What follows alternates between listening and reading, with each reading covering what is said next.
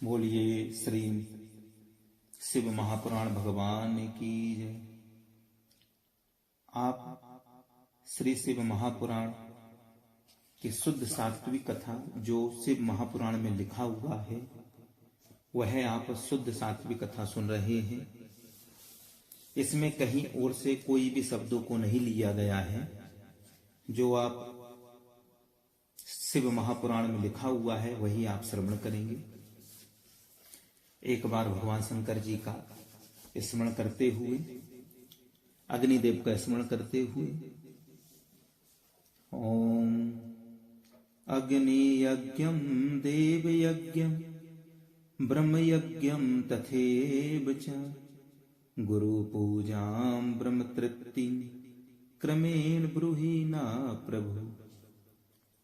आज की कथा आप अग्नि यज्ञ, देव यज्ञ, ब्रह्म यज्ञ की आदि का वर्णन सुनेंगे। भगवान शिव के द्वारा 7 बारों का निर्माण, 7 बारों का निर्माण कैसे हुआ इसकी कथा आप श्रवण करेंगे। भगवान ऋषिगण कहते हैं कि हे प्रभु, अग्नि यज्ञ, देव यज्ञ, ब्रह्म यज्ञ और गुरु पूजा, ब्रह्म तृप्ति का हमारे समक्ष वर्णन करके बताइए, सुनाइए क्या है, किस प्रकार होनी चाहिए। ब्रह्म यज्ञ करते हैं तो सूत जी कहते हैं, गृहस्थ पुरुष अग्नि में शाम के समय और प्रातः काल जो चावल आदि द्रव्य की आहुति देता है उसी को अग्नि यज्ञ कहते हैं। अग्नि यज्ञ। अब इसके बाद जो ब्रह्मचर्य आश्रम में रहता है उन ब्रह्मचारियों के लिए संविधा का आधान ही अग्नि यज्ञ है। वे संविधा का ही अग्नि में हवन करें। ब्रह्मचर्य आश्रम में निवास करने वाले द्विजों का जब तक विवाह न हो जाए और वे औपास नाग्नि की प्रतिष्ठा न कर ले तब तक उनके लिए अग्नि में संविधा की आहुति, व्रत आदि का पालन तथा विशेष यजन आदि ही कर्तव्य है। यही उनके लिए अग्नि यज्ञ है। जिन्होंने ब्राह्म अग्नि को विसर्जित करके अपनी आत्मा में ही अग्नि का आरोप कर लिया है, ऐसे वानप्रस्थियों और सन्यासियों के लिए वो यही हवन या अग्नि यज्ञ है। वे विहित समय पर हितकर परमित और पवित्र अन्न का भोजन कर लें। उपास नाग्नि को ग्रहण करके जब कुंड अथवा भांड में सुरक्षित कर लिया जाए तब उसे अजस्त्र कहा जाता है। राज विप्लव या दुर्देव से अग्नि त्याग का भय उपस्थित हो जाने पर जब अग्नि को स्वयं आत्मा में अथवा अरणि में स्थापित कर लिया जाता है तब उसे समारोपित कहते हैं। शाम के समय अग्नि के लिए दी हुई आहुति संपत्ति प्रदान करने वाली है। शाम के समय देखिए, आप कोई कहते हैं कि शाम को हवन नहीं करना चाहिए। शाम के समय अग्नि के लिए दी हुई आहुति संपत्ति प्रदान करने वाली होती है। शाम को हवन करते हैं तो संपत्ति को प्रदान करने वाली होती है, ऐसा जानना चाहिए। और प्रातः काल सूर्यदेव को दी हुई आहुति आयु की वृद्धि करने वाली। सुबह जब हवन करते हैं तो यह आहुति आयु को वृद्धि को देने वाली होती है। यह बात अच्छी तरह से समझ लेनी चाहिए। संपत्ति करी तथा गेया सायेयम अग्नयाहुतिर्दुजा आयुष्करीति वेक्य प्रातः सूर्याहुतिस्तथा। यह बात अच्छी तरह समझ लेनी चाहिए। दिन में अग्निदेव सूर्य में ही प्रविष्ट हो जाते हैं। प्रातः काल सूर्य को दी हुई आहुति भी अग्नि यज्ञ ही है। इंद्र आदि समस्त देवताओं के उद्देश्य से अग्नि में जो आहुति दी जाती है उसे देव यज्ञ समझना चाहिए। स्थाली पाक आदि यज्ञों को देव यज्ञ ही मानना चाहिए। लौकिक अग्नि में प्रतिष्ठित जो चूर्णाकरण आदि संस्कार निमित्तक हवन कर्म है उन्हें भी देव यज्ञ के ही अंतर्गत जानना चाहिए। द्विज को चाहिए वे देवताओं को तृप्ति के लिए निरंतर ब्रह्म यज्ञ करे। वेदों का जो नित्य अध्ययन होता है उसी को ब्रह्म यज्ञ कहा जाता है। प्रातः नित्य क्रम के अनंतर शाम काल तक ब्रह्म यज्ञ किया जा सकता है। उसके बाद रात में इसका विधान नहीं है। अग्नि के बिना देव यज्ञ कैसे संपन्न होता है, इसे आप लोग श्रद्धा से और आदर पूर्वक सुनिए। सृष्टि के आरंभ में सर्वज्ञ दयालु और सर्व समर्थ महादेव जी ने समस्त लोकों के उपकार के लिए बारों की कल्पना की। यहाँ से अब आप जो 7 बार होते हैं ना, रविवार, सोमवार, मंगलवार, बुधवार, बृहस्पतिवार, शुक्रवार, शनिवार, रविवार, इनकी स्थापना कैसे हुई? तो भगवान शंकर जी सुनाते हैं। भगवान शिव संसार रूपी रोग को दूर करने के लिए वैद्य है, सबके ज्ञाता है, औषधियों के औषध है। उन भगवान ने पहले अपने बार की कल्पना की जो आरोग्य प्रदान करने वाला है।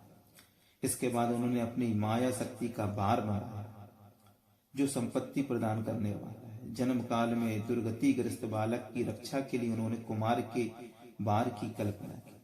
इसके बाद सर्वसमर्थ महादेव जी ने आलस्य और पाप की निवृत्ति तथा समस्त लोगों का हित करने की इच्छा से लोक रक्षक भगवान विष्णु का बार बनाया। इसके बाद सबके स्वामी भगवान शिव ने पुष्टि और रक्षा के लिए आयुकर्ता और त्रिलोक सृष्टा परमेष्टि ब्रह्मा का आयुष कारक बार बनाया, जिससे संपूर्ण जगत के आयुष की सिद्धि हो सके। इसके बाद तीनों लोकों की वृद्धि के लिए पहले पुण्य पाप की रचना की। इसके बाद उनके करने वाले लोगों को शुभाशुभ फल देने के लिए भगवान शिव ने इंद्र और यम के बारों का निर्माण किया। ये दोनों बार क्रमशः भोग देने वाले और लोगों के मृत्यु भय को दूर करने वाले। इसके बाद सूर्य आदि 7 ग्रहों को जो अपने ही स्वरूप भूत तथा प्राणियों के लिए सुख दुख के सूचक हैं, भगवान शिव ने उपयुक्त 7 बारों का स्वामी निश्चित किया। वे सब के सब ग्रह नक्षत्रों के ज्योतिर्मय मंडल में प्रतिष्ठित हैं। शिव के बार या दिन के स्वामी सूर्य है। शक्ति संबंधी बार के स्वामी सोम है। कुमार संबंधी दिन के अधिपति मंगल है। विष्णु बार के स्वामी बुध हैं। ब्रह्मा जी के बार के अधिपति बृहस्पति हैं। इंद्र बार के स्वामी शुक्र और यम बार के स्वामी शनिश्चर हैं। अपने अपने बार में की हुई उन देवताओं की पूजा उनके अपने अपने फल को देने वाली होती है। आरोग्यम संपदश्चैव व्याधीनां शान्तिरेव च पुष्टिरायुस्तथा भोगो मृतेर्हानिर्यथाक्रम। सूर्य आरोग्य के बार और चंद्रमा संपत्ति के दाता। सूर्य जो है वो आरोग्य के दाता है और चंद्रमा संपत्ति के दाता। मंगल व्याधियों का निवारण करते हैं। बुध पुष्टि देते हैं। बृहस्पति आयु की वृद्धि करते हैं। शुक्र भोग देते हैं और शनिश्चर मृत्यु का निवारण करते हैं। ये 7 बारों के क्रमशः फल बताए गए जो उन देवताओं की प्रीति से प्राप्त होते हैं। अन्य देवताओं की भी पूजा का फल देने वाले भगवान शिव ही हैं। देवताओं की प्रसन्नता के लिए पूजा की 5 प्रकार की पद्धति बनाई गई है। उन देवताओं के मंत्रों का जप यह पहला प्रकार है। उनके लिए होम करना दूसरा प्रकार है, दान करना तीसरा प्रकार तथा तप करना चौथा प्रकार। किसी वेदी पर, प्रतिमा में, अग्नि में अथवा ब्राह्मण के शरीर में आराध्य देवता की भावना करके 16 उपचारों से उनकी पूजा या आराधना करना 5वां प्रकार माना जाता है। इनमें पूजा के उत्तरोत्तर आधार श्रेष्ठ है। पूर्व के अभाव में उत्तरोत्तर आधार का अवलंबन करना चाहिए। दोनों नेत्रों तथा मस्तक के रोग और कुष्ठ रोग की शांति के लिए भगवान सूर्य की पूजा करके ब्राह्मणों को भोजन कराएं। जिसके दोनों नेत्र खराब हो रहे हैं, मस्तक के रोग हैं और कुष्ठ रोग है, उसके देवता है सूर्य भगवान की पूजा करें और ब्राह्मणों को भोजन कराएं तो निश्चित रूप से ठीक हो जाए। तंत्र 1 दिन, 1 माह, 1 वर्ष अथवा 3 वर्ष तक लगातार ऐसा साधन करना चाहिए। इससे यदि प्रबल प्रारब्ध का निर्माण हो जाए तो रोग एवं जरा आदि का नाश हो जाता है। इष्ट देव के नाम मंत्रों का जप आदि साधन बार आदि के अनुसार फल देते। रविवार को सूर्य देव के लिए, अन्य देवताओं के लिए तथा ब्राह्मणों के लिए विशिष्ट वस्तु अर्पित करें। यह साधन विशिष्ट फल देने वाला होता है तथा इसके द्वारा विशेष रूप से पापों की शांति होती है। सोमवारे च लक्ष्म्यादि संपदर्थम यजेत बुधा। विद्वान पुरुष सोमवार को संपत्ति की प्राप्ति के लिए लक्ष्मी आदि की पूजा करें तथा सपत्नीक ब्राह्मणों को घृत पक्व अन्न का भोजन करावे। मंगलवार को रोगों की शांति के लिए, अलग अलग रोग के लिए बताया गया है कि सोमवार को जैसे संपत्ति लक्ष्मी की प्राप्ति करना है तो सोमवार की पूजा करें।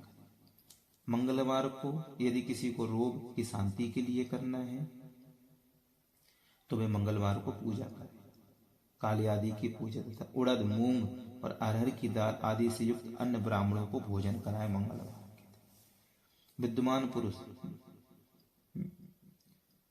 बुधवार को दधि युक्त अन्न से भगवान विष्णु का पूजन करे। ऐसा करने से सदा पुत्र, मित्र और स्त्री आदि की पुष्टि होती है।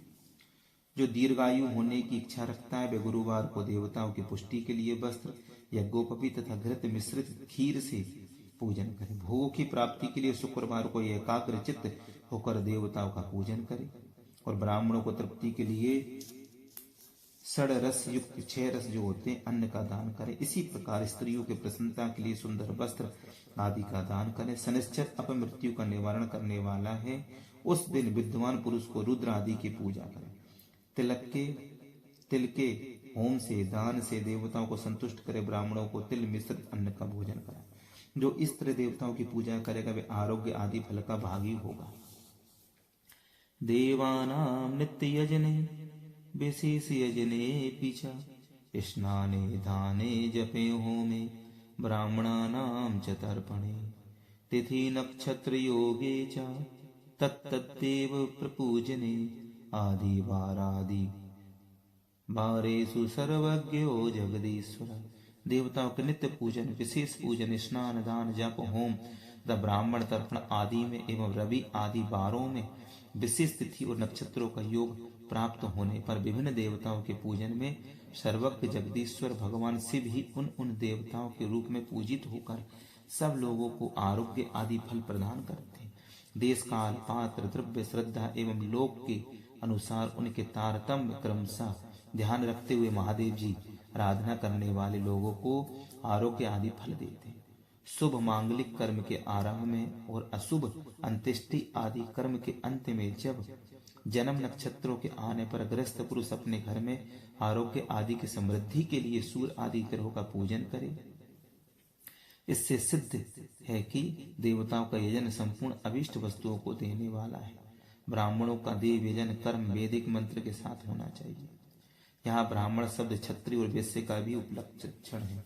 शूद्र आदि दूसरों का देव यज्ञ तांत्रिक विधि से होना चाहिए।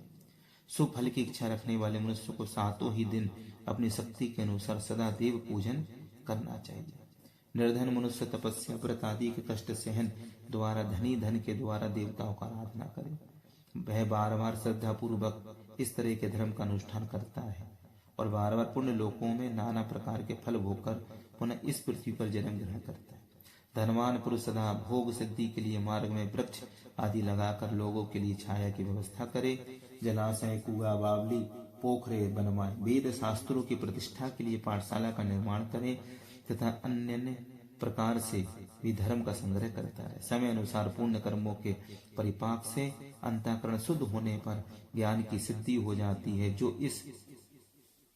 इस अध्याय का बताया है कि इस अध्याय को जो सुनता है या पढ़ता है या दूसरों को सुनाता है उसे देव यज्ञ का फल प्राप्त होता है। बोलिए श्री शिव महापुराण की। श्री शिव महापुराणे प्रथमायां विद्येश्वर संहितायां अग्नि यज्ञादि वर्णनम नाम 14ोऽध्यायः। श्री गोविंद हरे मुरारे। बोलिए शंकर भगवान की।